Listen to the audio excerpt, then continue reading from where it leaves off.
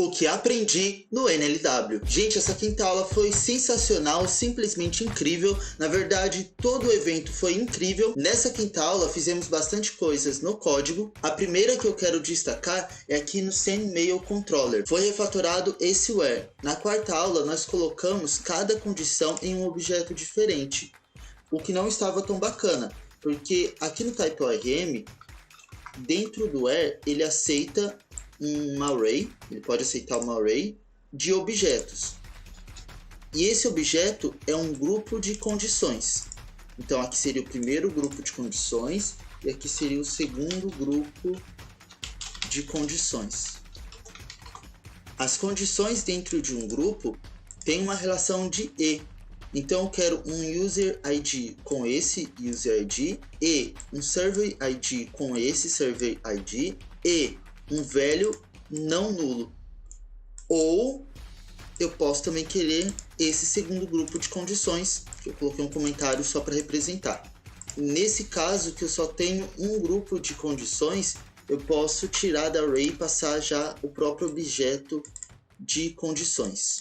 Eu até coloquei o console log aqui, escrito essa consulta, para que aqui no log das queries que o TypeORM está chamando, eu possa ver o que está acontecendo aqui. Então, olha, essa consulta está escrito aqui, e se você der uma olhada no where dessa consulta, você percebe que realmente cada condição está atrelada com um AND.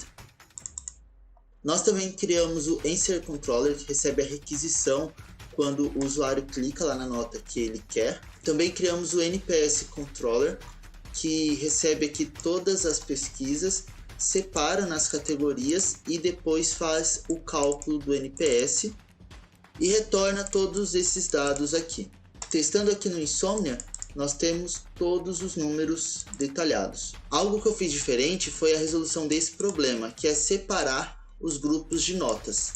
Enquanto a instrutora utilizou 3 filters, eu utilizei um reduce. Ficou um pouco mais extenso, não sei se ficou mais ou menos legível e também não sei se ficou mais ou menos performático. Talvez valha a pena testar. Uma outra forma de resolver esse mesmo problema seria fazer 3 consultas de forma assíncrona, né? Utilizando o promise.all, por exemplo. E cada consulta iria trazer o resultado de um grupo de notas. Algo bacana que também fizemos foi ter utilizado o yup para fazer validação do que essa controller recebe aqui no body, né? Então nós definimos um esquema e depois nós verificamos se esse objeto aqui é válido perante esse esquema. E caso não for, ele dá um throw new app error. Esse yup é uma das minhas bibliotecas favoritas, já usei bastante e traz muitas opções de validação, até mesmo validação customizadas, e isso é ótimo para atender a necessidade de cada aplicação. Eu recomendo que você entre aqui e dê uma olhada na documentação, porque é muito bacana, muito bem explicado. Principalmente essa parte dá para você ter um overview legal do que a biblioteca é capaz. Algo bacana que também fizemos na aplicação foi o tratamento de erro. Eu resolvi implementar a classe Arrow do próprio JavaScript, então precisei dar aqui um name. Mas esse app Arrow ele tem um message e também tem um status code. O status code default é o 400 e quando eu chamo um throw new app error, eu passo aqui somente a message que eu quero que seja passada aqui para dentro. Uma parte que eu ainda não compreendi com todos os detalhes é como esse app error chega aqui no nosso app. Eu creio que seja voltando à cadeia de middlewares.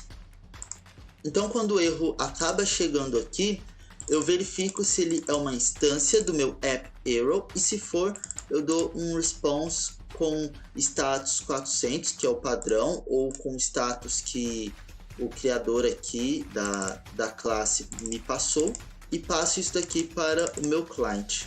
E é importante notar que aqui tem um return, então a função é retornada aqui e ela para de executar.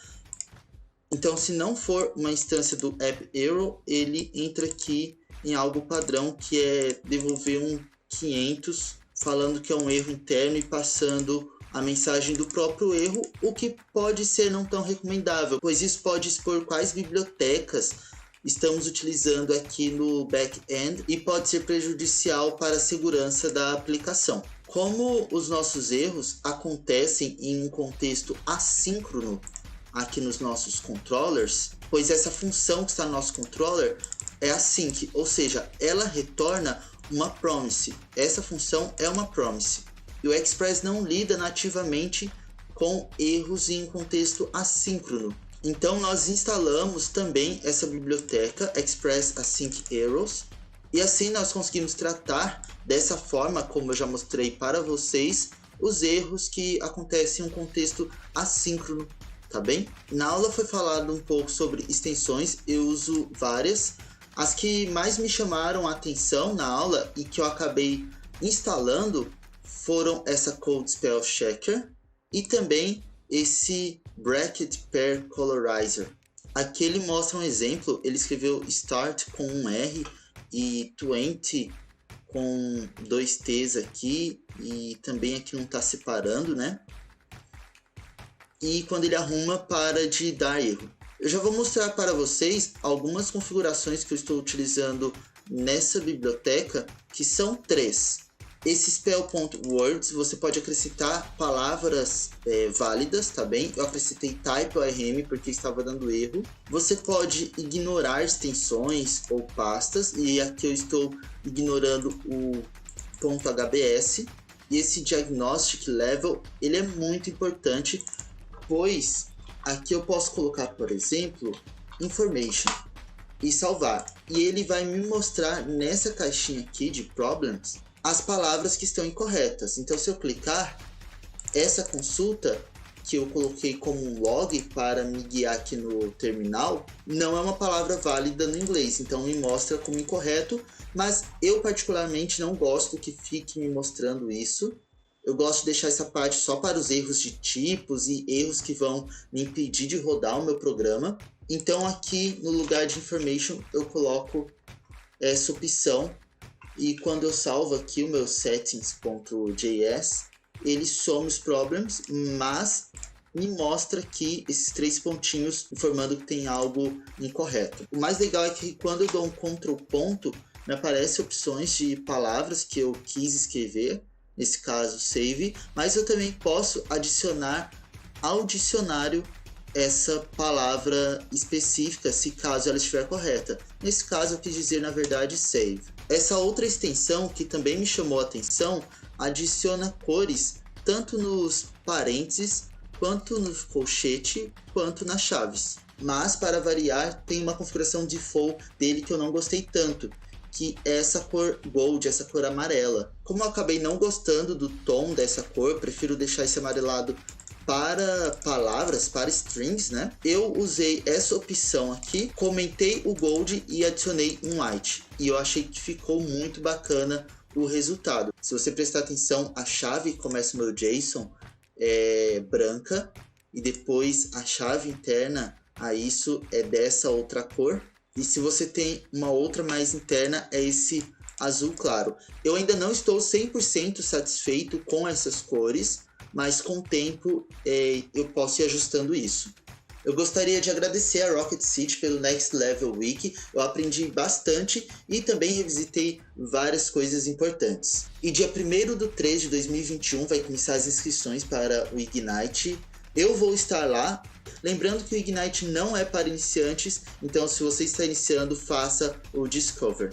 Foi incrível ter gravado esses 5 vídeos e compartilhado com vocês tanto o que eu aprendi com o Next Level Week, quanto as coisas a mais que eu acabei pesquisando. Eu espero que você também tenha gostado. Obrigado por ter assistido. Até mais!